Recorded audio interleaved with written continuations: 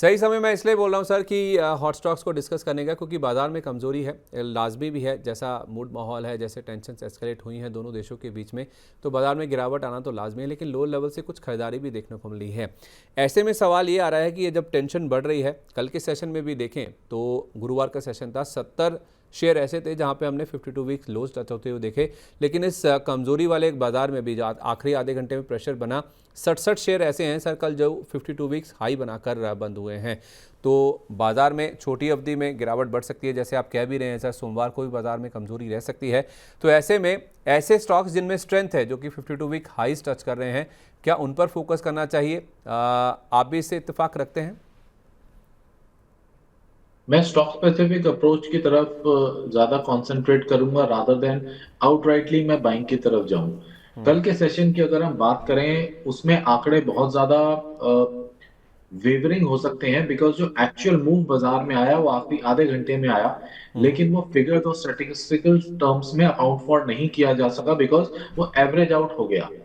तो बाजार अपने निचले स्तर से एवरेज आउट होकर 150 पॉइंट ऊपर की लगभग बंद हुआ। तो इस वजह से ये काफी वेवरिंग हो गया है डेटा। तो जो यहाँ पे दिखाई दे रहे हैं कि इतने शेयर्स अपने हाई पे बंद हुए, वो most part of the day एक साइडवेज ट्रेडिंग सेशन रहा था ये। ये सर वो स्टॉक्स हैं, मतलब बंद नहीं हुए हैं, जिन्होंने इंटरडे में छुए हैं 52 वीक लो या फिर 52 वीक हाई। और आप स्टॉक स्पेसिफिक रहने की बात करें तो मैं फिर आपके सामने शेयर्स भी रख देता हूं, जहां पे हमने कल 52 वीक हाईज बनते हुए देखे हैं। बेसिकली 52 वीक हाई दिखाकर इंडिकेशन या फिर शो ये करने की कोशिश है कि क्या स्ट्रेंथ को बाय करना चाहिए इस मूड माहौल में, जिस तरह से बाजार अभी रिएक्ट करता हुआ दिख रहा है। तो उसमें भारतीय हेक्साकॉम एक नाम है, जिसने कल अपना 1753 रुपये का जो ऑल टाइम हाई है वो टच किया था, 52 वीक हाई टच किया था। तो अगर टेलीकॉम इंडस्ट्री में किसी को रहना है, भारतीय एयरटेल भी अपने रिकॉर्ड हाई से ज़्यादा दूर नहीं है, तो क्या आप भारतीय हेक्साकॉम के साथ जाना चाहेंगे? कोई अगर डिप मिलता है तो इसमें एक्यूमुलेट कर सकते हैं। ये आपने लिस्ट में जितने भी शेयर्स दिखाए हैं, मैंने एक नजर देखी है, most of them are very good stocks and very well placed also. तो यस, इन्हें कंसिडर किया जा सकता है। क्योंकि सर मैरिको के तो नंबर्स भी आए थे, नंबर्स के बाद हमने देखा था रिएक्शन काफ़ी स्ट्रांग था। और आईसीआईसीआई बैंक और निजी बैंकों की बात तो मैंने आपसे की थी। टायर स्टॉक्स की जहाँ तक बात है, सीएट के नंबर्स के बाद हमने देखा है कि सर मूव काफ़ी स्ट्रांग आया है। तो इतने बड़े रनअप के बाद क्या सीएट को अभी कंसीडर कर सकते हैं या फिर कोई और टायर स्टॉक? क्योंकि एमआरएफ के नंबर्स भी आए थे, बहुत शानदार थे, डिविडेंड भी काफ़ी शानदार दिया था, और उसको लेकर 1,70,000 तक के टारगेट्स आ रहे हैं। अगर किसी को टायर स्पेस में रहना है तो सीएट सबसे अच्छा नाम होगा, या कोई और स्टॉक आप कहेंगे? संदीप जी, एक और इम्पॉर्टेंट फैक्टर है जब हम टायर को कंसिडर करते हैं, दैट इज रबर प्राइसेस, जो कि इनका मेजर रॉ मटेरियल है। अब रबर प्राइसेस में नरमी आई है, जो कि इन्हें एक एडेड एडवांटेज मिल रहा है टायर कंपनीज को, क्योंकि रॉ जी। मटेरियल इनका सस्ता हो रहा है, जिसपे मार्जिन पे और डायरेक्ट प्रॉफिट्स पे उस चीज का इम्पैक्ट देखने को मिलता है गोइंग फॉरवर्ड। साथ ही साथ में बालकृष्ण इंडस्ट्रीज एक ऐसा शेयर है जो जो काफी अच्छा एक स्ट्रॉन्ग प्लेयर है with in the tyre space, और बहुत ज्यादा वॉलेटाइल भी नहीं रहता अनलाइक अदर प्लेयर्स। तो टायर स्पेस में ये एक अच्छा प्लेयर है जिसे कंसिडर कर सकते हैं। एमआरएफ इज अ स्टॉक जो सबकी रीच में नहीं है, 1,37,000 रुपए का शेयर है। Most of the retail traders shy away from such figures. और सीएट के नतीजे अच्छे आए हैं, थोड़ा सा अगर डिप मिलता है तो यहाँ पे यस डेफिनेटली सीएट को 3200 से 3400 की रेंज में अगर दिख जाए तो काफी अच्छी अपॉर्चुनिटी रहेगी। तो सीएट आप कह रहे हैं कि 3200 से 3400, और उसके साथ साथ एक बीकेटी यानी कि बालकृष्ण इंडस्ट्रीज, इसमें आप खरीदारी करें टायर स्पेस में अगर आपको रहना ही है तो। यस।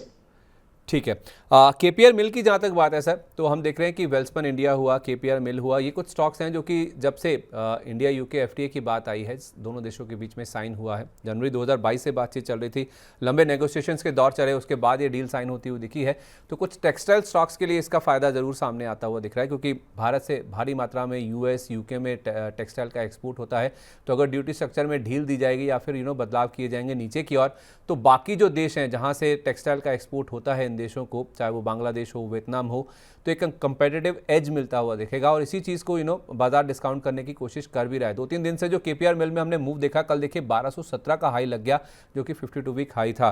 तो अगर किसी को टेक्सटाइल स्टॉक्स पर इस खबर के चलते, इस न्यूज़ फ्लो, इस डेवलपमेंट के चलते फोकस करना ही है, तो कोई स्टॉक ऐसा जो आपने रीड किया हो, अपने क्लाइंट्स को रेकमेंड किया हो, जिसको सबसे ज़्यादा फायदा हो सकता है? संदीप जी, वेल्सपन जो लिविंग है, जिनमें टावल बिजनेस भी आता है, वो एक हम्म। कंपनी है जो कि यूके में बहुत एक्सपोर्ट करती है, पूरे यूरोप में ही इनफैक्ट। तो वो एक कंपनी है जिसके अंदर इसको बेनिफिट मिलेगा। अभी 137 के अराउंड चल रहा है, इसको ग्रेजुअली एक्यूमुलेट कर सकते हैं इन लेवल्स पे। अगर शॉर्ट टर्म ट्रेडिंग के लिए कंसिडर कर रहे हैं तो 120 रुपए का स्टॉप लॉस भी लगाना चाहिए। और आई थिंक इस ईयर एंड तक 165 से 175 की रेंज एक्सपेक्ट की जा सकती है। अच्छा, तो मतलब धीरे धीरे करके आप कह रहे हैं कि वेल्सपन लिविंग में आप एक्यूमुलेट करें, धीरे धीरे हर गिरावट पर खरीदारी कर सकते हैं। यस। ओके, ठीक है। तो वेल्सपन लिविंग आप यहाँ पे स्टॉप लॉस का लेवल भी आपको बताया गया है, इसको आप धीरे धीरे खरीदारी की लिस्ट में आप जोड़ते चलिए। 120 रुपये का आप चाहें अगर शॉर्ट टर्म का ट्रेड कर रहे हैं तो यहाँ पे आप स्टॉप लॉस भी ज़रूर लगा के चलिए। केमिकल स्पेस से सर नवीन फ्लोरिन, ये स्टॉक भी बहुत एक्टिव है। एक बीच में एक डिप आया था, एक डेवलपमेंट हुआ था, जिसके बाद से आप देखिए स्टॉक फिर से वहाँ से रिकवर होकर 4700 के पार कल के सेशन में पहुँचता हुआ दिखा है। केमिकल स्पेस में एसआरएफ में भी हम देख रहे हैं कि 52 वीक हाइस लगते हुए दिखे थे। इस स्पेस में कोई स्टॉक सर आपको पसंद हो या फिर नवीन फ्लोरिन में ही स्ट्रेंथ को बाय करेंगे क्या आप? नवीन फ्लोरिन, एसआरएफ, पिडिलाइट, ये सभी अच्छे शेयर्स हैं बाइंग पोजीशंस के लिए। तो इन लेवल्स पे भी ले सकते हैं या फिर डिप्स का इंतजार करें सर? थोड़ा डिप मिले तो ज्यादा अच्छा है, बिकॉज इनमें मोरलेस रनअप आया हुआ है, अभी चल ही रहा है इनमें रनअप। क्योंकि केमिकल में भी एक ऐसी इंडस्ट्री है जहाँ से चाइना से काफी स्टिफ कंपटीशन मिलता है इंडियन प्लेयर्स को।